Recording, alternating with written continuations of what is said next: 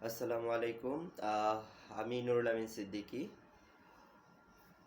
সমাজের একজন মানুষ হিসেবে আমাদের বর্তমান যে গণ অভ্যুত্থানের মাধ্যমে ছাত্র জনতার গণ অভ্যুত্থানের মাধ্যমে যে বিজয় এবং এই বিজয়ের প্রেক্ষাপটে এখন বর্তমান বাংলাদেশের যে অবস্থান, সেই অবস্থানের প্রেক্ষিতে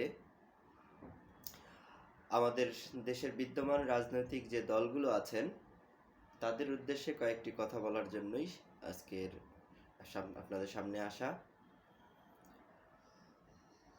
আপনারা জানেন যে একটি ছাত্র জনতার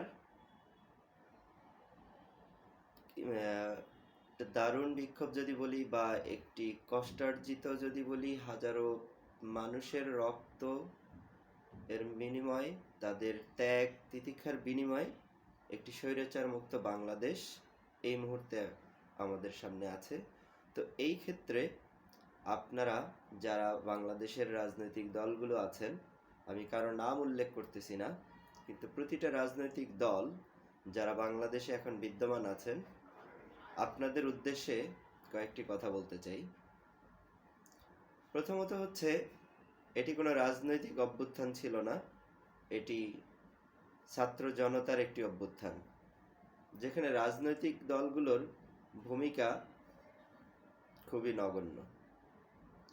তো একটি রাজনৈতিক দলের পরিণতি আপনারা দেখতে পাইছেন যে একটি রাজনৈতিক দল যখন ক্ষমতায় থাকা অবস্থায় তাদের জনগণের সাথে সম্পর্ক না রেখে শুধুমাত্র নিজেদের ক্ষমতাকে কুক্ষিত করে রাখার প্রেক্ষিতে তাদের কি পরিণতি হয়েছে, এ থেকে আপনারা শিক্ষা গ্রহণ করুন। আপনারা যদি এখনো এদেশের ছাত্র সমাজ, এদেশের যুব সমাজ, সর্বোপরি এদেশের সাধারণ মানুষের পালস বুঝতে না পারেন, আপনারা যদি তাদের চাওয়া পাওয়াকে বুঝতে না পারেন, তাহলে আপনাদের রাজনীতি করার কোনো প্রয়োজন নাই। আপনারা যদি এখনো আপনাদের পুরনো ধ্যান ধারণা এইগুলো নিয়েই রাজনৈতিক কার্যকলাপ বা রাজনৈতিক কর্মসূচি প্রদান করেন, তাহলে আপনারা বোকার স্বর্গে বসবাস করতেছেন। কারণ বর্তমান এই জেনারেশন বা বর্তমান এই প্রজন্ম আপনাদের এইসব মুখের কথা বা চোখ বুলানো কোনো কিছুতেই তারা বিশ্বাস করবে না। তারা দেখতে চায় তাদের দেশের আমূল একটা পরিবর্তন। তো এই পরিবর্তনের জন্য আপনারা যদি নিজেরা এখন সচেতন না হন, তাহলে আসলে কিছু বলার নাই।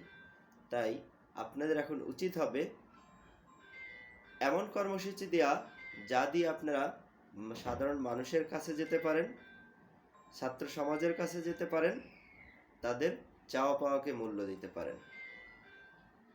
কথা এতটুকুই।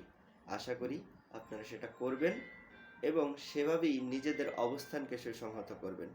ধন্যবাদ সবাইকে।